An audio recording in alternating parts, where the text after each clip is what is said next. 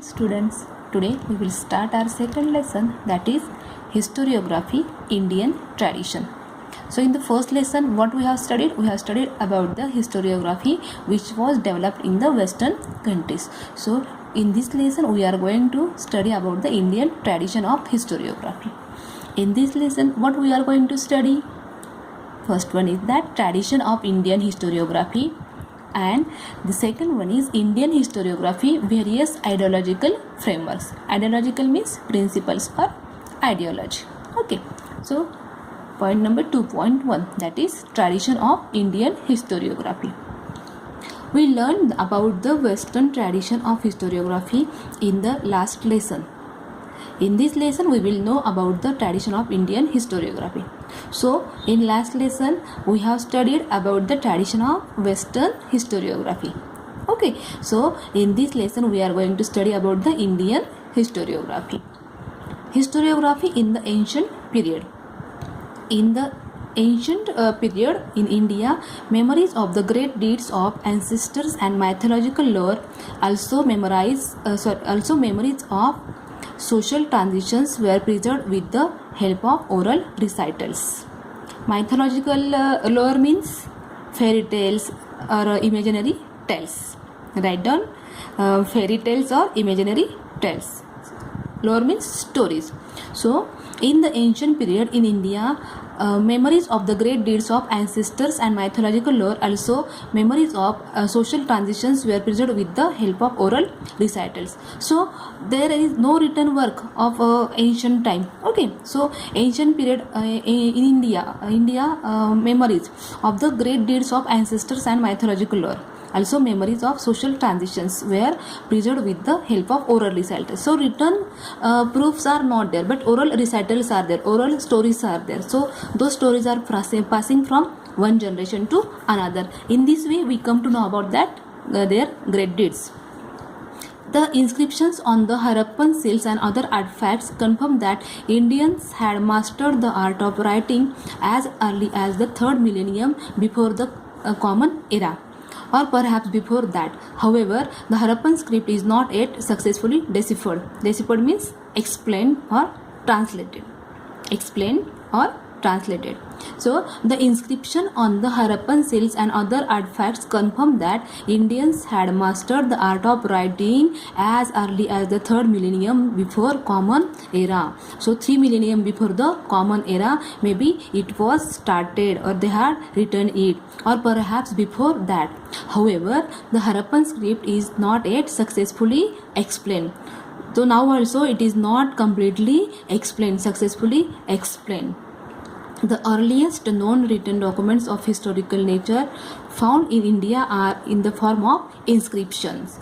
They are dated to the 3rd century before Common Era, that is Emperor Ashok Maurya's times. His edicts are inscribed on natural rocks and stone pillars. See, the earliest known written documents of historical nature found in India are in the form of inscriptions, means it is inscribed on the stones. They are dated the 3rd century BCE, that is Emperor Ashok Maurya's time. So it was inscribed at the time of Samrat Ashoka's period. His edicts are inscribed on natural rocks and stone pillars. So we can take the example of Ashok Stambha. Yes, the Sarnath Stupa of Sarnath. Yes, so his edicts are inscribed on natural rocks and stone pillars. So what is meant by edicts? King's commands or order. Okay, see, from the 1st century Common Era, inscriptions begin to occur on coins, metal images and sculptures, and also on copper plates. So from the 1st century Common Era, inscriptions begin to occur on coins, metal images and sculptures, and also on copper plates. Before that it was on natural rocks and stone pillars. But after 1st century, in the time of 1st century Common Era, those inscriptions begin to occur on coins, metal images and sculptures, and also on copper plates. So we can see those inscriptions on coins, metal images and sculptures, and also on copper plates. So you have studied it, that copper plates means that tamrapad. So initially man used to write on these things. Yes, They provide important historical information. So in this way we come to know so many things about that ancient time with the help of those coins, metal images, sculptures, and with those copper plates we come to know whatever had happened at that period. Okay, we get to know about the dates of various kings, dynasties, dynastic genealogies. Genealogies means ancestry or family tree. Ancestry or family tree. Dynastic means relating to a line of hierarchy ruled by a rule of a country. So we can say that Vanshawal. In Marathi we call it as Vanshawal. So we get to know about the dates of various kings, dynastic genealogies, territorial extent, and administration of various empires and kingdoms, and also important political events, social organization, climate, famine, etc. of the respective times. Famine means drought. Okay, scarcity of water. So through these inscribed things, which so on which things inscription was there? See, on coins, metal images, and sculptures, and also on copper plates. They provide important historical information. We get to know about the dates of various kings, when that king's period was there, how they were ruled or they were succeeded by other kings. Okay, then territorial extent, how much their territory was extended, expansion of their territory was there, and what was the administration type of administration was there at the time of that particular emperor and kingdom, and also important political events, which political events had happened at that time. With that, social organization, how was society divided or how the working of the society was going on. Then climate, famines, etc. of the respective times. Okay, then see, we will see about the these things that you would like to know. Sohagaura copper plate. It is a copper plate, and the copper plate was found at Sohagaura district, Gorakhpur, Uttar Pradesh. It is supposed to be from the Mauryan period. So it is said that this copper plate is from the Mauryan period. The inscription on it is in Brahmi script. See the inscription, whatever inscription is there, it is in Brahmi script. Okay, the symbols known as tree in railing. Railing means fence. The symbols known as railing, tree in railing, and mountain at the beginning of the inscriptions also occur on punch mark coins. Punch marks means what? Hit or strike. Okay, so we can see that punch mark, these things on punch mark coins.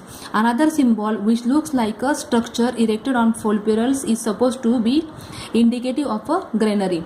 Granary means a storehouse for threshed grains. A storehouse for threshed grains means where the grain is stored. Okay, dhanya kothar. Yes, okay. See, another symbol which looks like a structure erected on four pillars is supposed to be indicative of a granary. The inscription records a royal order that the grain stored in the granary should be distributed carefully. See what is written there in that Brahmi script. What is that script about? See, the inscription records a royal order that, royal order means edict. The inscription records a royal order that the grains stored in the granary should be distributed carefully to the society or to the people of the kingdom. It is supposed to be suggestive of precautions taken in the times of a famine. What happens at the time of famine? Scarcity of food grains. So whatever food grains are stored in the granary, that grains should be distributed carefully at the time of famine, or it is just like a precaution taken at the time of famine. Then see, the ancient Indian literature including the epics Ramayana and Mahabharata, Puranas, Jain and Buddhist texts, historical accounts by Indian authors, and also travelogues by foreign travelers are important sources of history. So which are the important sources of history? See, Ramayana and Mahabharata. What is this Ramayana and Mahabharata? These are our epics. Okay, means long narrative poems. And now you are watching it on television. Yes. Then Puranas, Garud Purana, these things are there. Then Jain and Buddhist text, historical accounts by Indian authors, and also travelogues. Travelogues means what? the things which are, or the experiences which are there at the time of travels, those are written in the form of article. It is known as travelogue by foreign travelers. Those foreigners who have visited India, they have written about India in their travelogues, and these are important sources of history. Writing of biographies of kings and dynastic histories mark an important step in the Indian historiography. So writing of biography, what is meant by biography? Biography means the someone writes about other person, it is biography, and the person who write about himself is known as autobiography. See, the writing of biographies of kings and dynastic histories mark an important step in the Indian historiography, because through these biographies we come to know about the period of that particular king or that kingdom. Harshacharit, written in the 7th century Common Era by Banabhatta, is King Harsha's biography. What is Harshacharit? Harshacharit is the King King Harsha's biography written by Banabhatta. Okay, Harshacharit means whatever he had done. So Harshacharit itself, it indicates that it is about the King Harsha, and it is written by Banabhatta. And when it is written in the 7th century. It portrays or explains or paints. It portrays a realistic picture of social, economic, political, religious and cultural life during the king's times. Which kings? King Harsha's times. So it describes a realistic picture of social, economic, political, religious and cultural life during King Harsha's times. So in this way we come to know about the social transitions, social or political or economic, religious and cultural life during the time of King Harsha. Then see, historiography in the medieval period. The style of writing, Raja Tarangini, the history of Kashmir by Kallana. So who wrote Raja Tarangini? Raj Tarangini was written by Kallana, and it is about the history of Kashmir. And when it is written in the 12th century Common Era. It is quite close to the concept of modern historiography. So whatever book Raj Tarangini is written by Kallana, it is about the history of Kashmir, and it is written by Kallana in the 12th century Common Era. Is quite close to the concept of modern historiography. So it is known as the modern historiography, or it is close to the modern historiography. Kallana himself says that he wrote these texts after critically examining various sources like inscriptions, coins, remains of ancient monuments, dynastic records and local traditions. So what is important in the writing of history?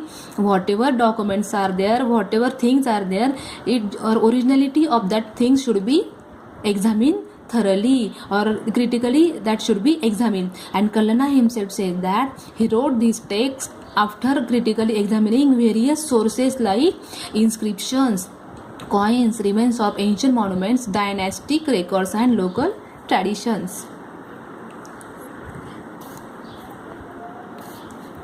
In the medieval India, the historians in the courts of Muslim rulers were influenced by Arabic and Persian historiography.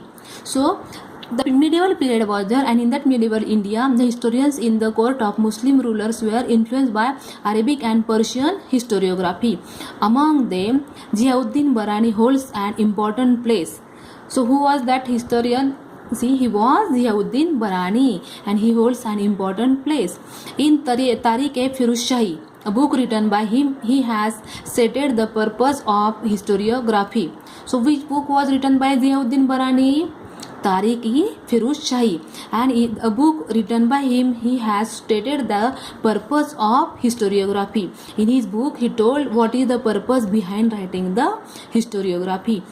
According to him, the historian's duty is not limited only to the recording of the ruler's valor and policies of welfare, but he should also write about the ruler's failings and incorrect policies. Yes, what he said, according to him, the historian's duty is not limited only to the recording of ruler's valor and policies of welfare. So, it is not like that you should write only good things about that particular king, but you should write about the failings or whatever his incorrect policies were there at that time. It should be included in writing the historiography. Barani further says that a historian should also take into consideration the impact of the teaching of the wise, the learned, and the saints on the cultural life of people. So Barani further says, he says that a historian should also take into consideration, or he should grant that the impact of teaching of the wise and the learned and the saints on the cultural life of people.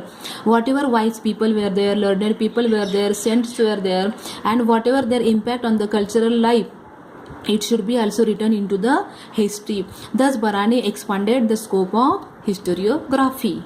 Okay.